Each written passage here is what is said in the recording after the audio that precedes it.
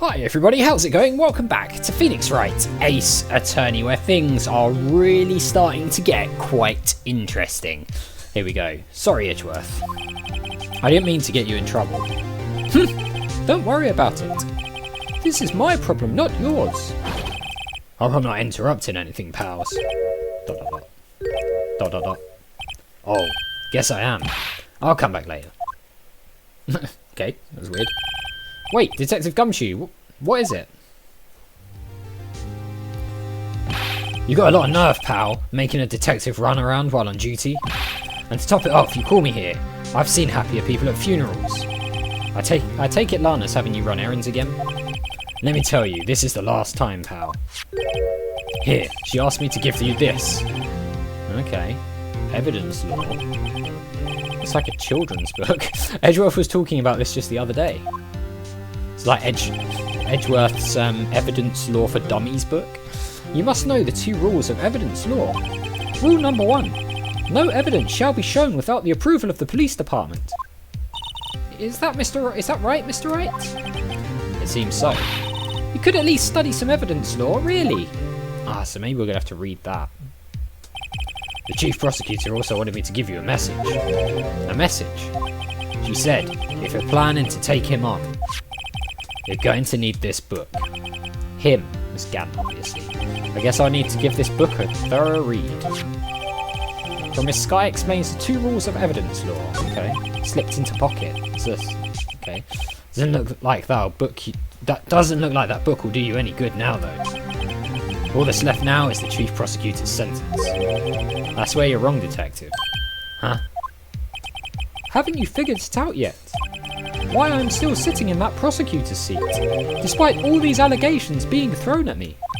Mr. Edgeworth, the real trial today hasn't begun yet.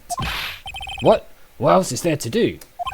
Your credibility's been all ruined with this forged evidence you're unaware of. Emma Skye found out she's unwittingly caused a man's death. And now, you're telling me you want to do more? You gotta be kidding me, pal. You're missing the point, detective. Lana didn't murder Detective Goodman. She merely stuck a knife into his dead body. That means the real killer is still out there. What? And we're going to expose him, no matter what it takes. This case has hurt too many people. It's time to bring it to an end. Oh, we're getting to the business end of it now. February the 25th, 12:52, District Court, Courtroom number 9. I guess this could be like the last court session then. In the game. Court will now reconvene for the trial of Miss Lana Skye. Mr. Edgeworth. Yes, Your Honour. The inquiry committee is planning to impose harsh penalties for your actions. He doesn't care. Thank you for the news, Your Honour. Yes, well, normally this is where the prosecution calls forth a witness. But, this isn't easy to say. You see, there is some concern that you, Mr. Edgeworth, may have, struck a bargain? You think I may have manipulated the witnesses? I didn't say that. It's just, you see, everyone has been talking and... Very well, Your Honour. I have a solution. A solution? That being the case, the prosecution will allow the defence to call forth all further witnesses.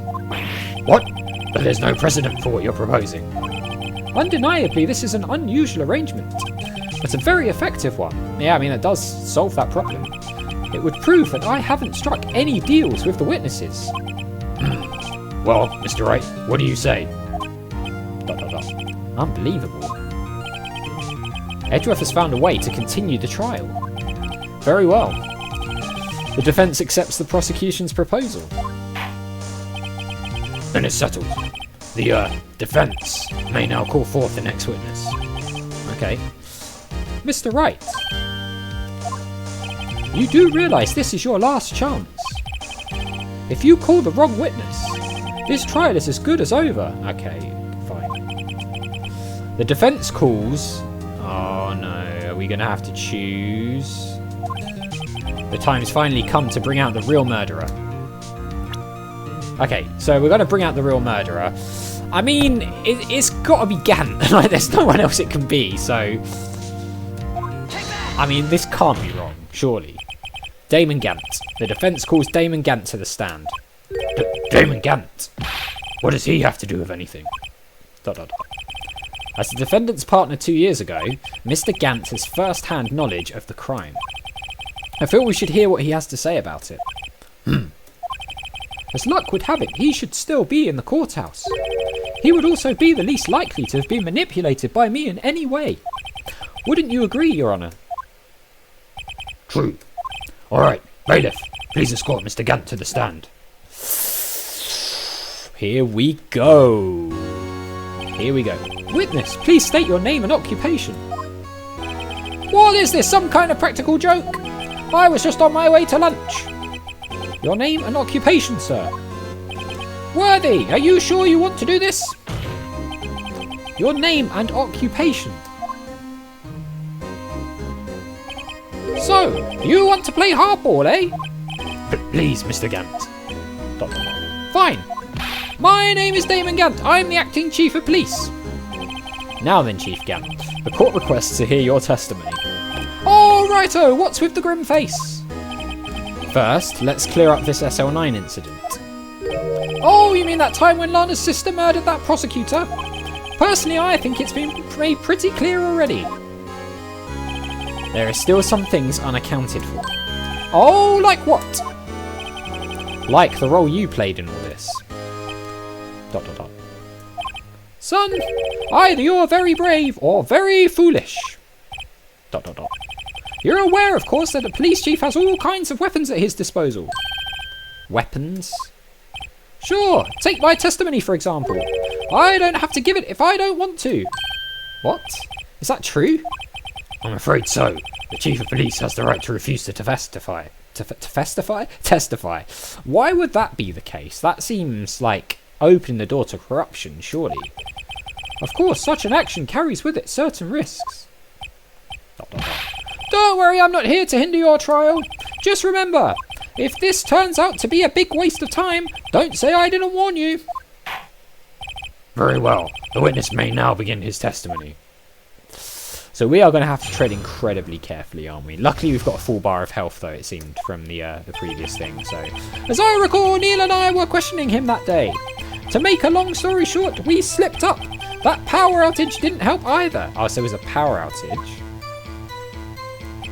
When I went to my office, I found Lana there. Apparently, she had already arranged the crime scene. As you can see, I had nothing to do with the forgery. Okay, sure. It's how when Dark was arrested. Him? He was lying on the floor unconscious.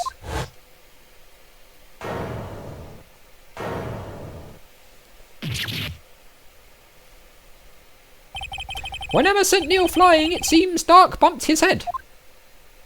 I see. Everything seems pretty clear-cut. If the police chief has the right to refuse to testify, then I'd better hit him hard and fast. Good point. So, I'm guessing that we're not going to be penalised for pressing everything. As I recall, Neil and I were questioning him that day. As I recall, a ceremony was held at the police department that day. Yes, that's right. I guess you could say I'm a workaholic. After winning his award, Neil was all fired up too. That's probably what spooked Dark and made him run away like that. Was the defendant, Lana Skye, also present in the room? I don't quite remember. At the very least, she wasn't there when Dark ran for it. Okay. To make a long story short, we slipped up. That power outage didn't help either. So, the two of you ran immediately after him, right? That's right, but Dark made it to the elevator first. So Neil and I split up. He went upstairs and I went downstairs. I guess you could say he got lucky. What's this about a power outage? Oh, that! The elevator stopped all of a sudden and I got the shock of my life. Well, probably not as shocked as Neil was when that knife went into his heart, though. Wow, this guy. That's not funny. When I went to my office, I found Lana there.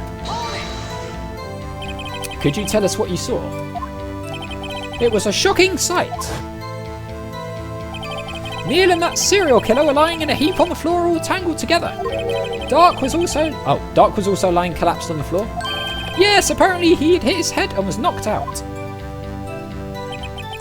Next to them were those two poor girls, Lana and Emma. Lana was cradling Emma in her arms. Looking back at it now, she must have already known what her sister had done. ... Apparently she had already arranged the crime scene. How can you know that? Because of the victim's body. It had already been moved. So that means you found the body near Lana's desk. That's right. I think you said earlier it was my suit of armour that really stabbed the prosecutor. Yes. ... Anyway, as you can see, I had nothing to do with the forgery. The forgery? What is the forgery? So you're saying that the forgery had already taken place by the time you arrived at your office? That's exactly what I'm saying. I can understand how Lana must have felt, but moving a body and hiding evidence are inexcusable, no matter what the circumstances. Is that how it really went down? Staring at the witness won't do you any good, Mr. Wright. If you're going to stare at anything, you're better off staring at the court record. Worthy, always the smooth talker. But which piece of evidence ties Gant to the forgery? Lana did admit to forging evidence, but that can't be the whole truth. Somehow I've got to link Gant to the incident. Okay, fine. So we've got to find something that linked him to what happened in the office then. So it's going to be something latter. Can we have a look at this book? Rule number 1, no evidence should be shown without the approval of the police department. Unregistered evidence presented must be relevant to the case on the trial. Okay, so that's all that says. So, I guess probably something out of the safe. Because we had the fragment from the safe and we had this from the safe. Also, half of that was in his safe as well. So I wonder if it's like the cloth. Because that would be something to do with the case, right?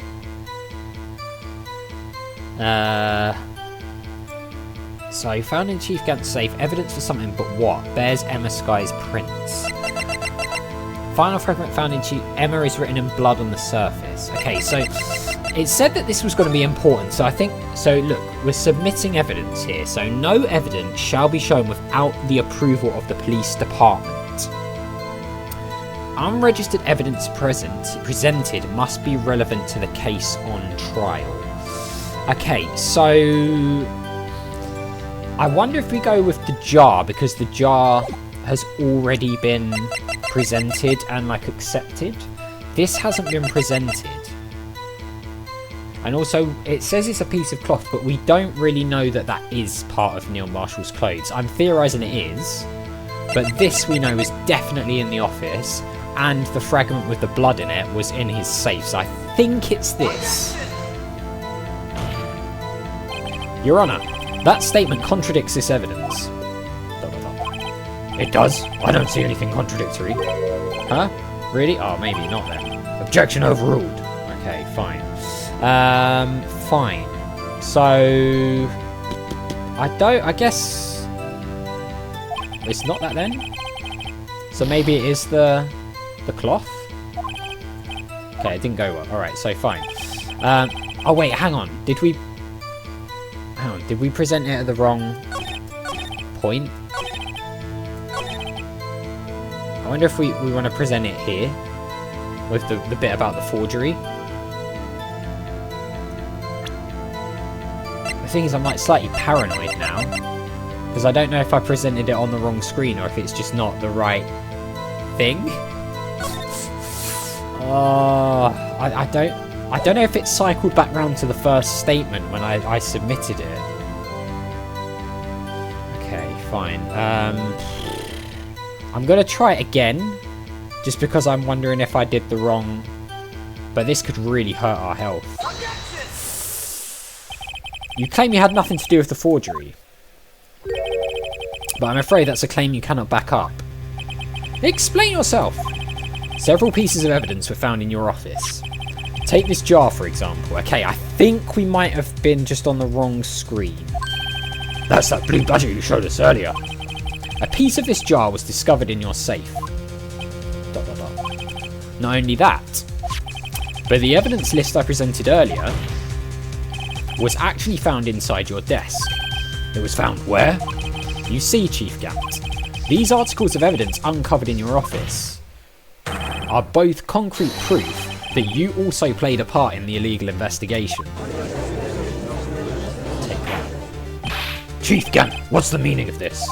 Oh! Here's a defense attorney who may even rival Worthy!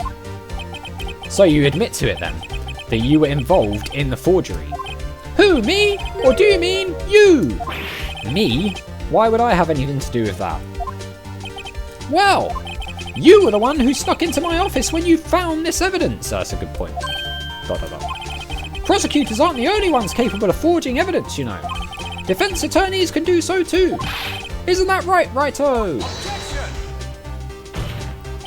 However, Detective Gumshoe was present during the investigation. Worthy, my boy! Not even detectives are exempt from the law. Rest assured, Dick will receive his due punishment. What? If Detective Gumshoe's salary drops any further, he'll end up paying to work. It's quite funny. Yes, well, in light of the detective's presence, please give us your testimony regarding these pieces of evidence found in your office, and their relation to the forgery that took place at that crime scene. My! Kids these days no longer know how to put two and two together. Alright, so it seems like that actually worked. We must have just been on the wrong screen. Okay, evidence and forgery is where we will leave it for this episode and carry on next time, but it is getting rather good, isn't it? So as always, thank you very much for watching. A big thank you to my patrons Arcades Games, Wayne Nate, Paul from the Phantom Fellows, Lyle, Hobo, Numinous, Kumadim, Paul Leone, Flossie the Sheep, JohnCom555, Chrissy, Paul James, Salties, Adventure Game Geek, and Megan, and I'll see you next time.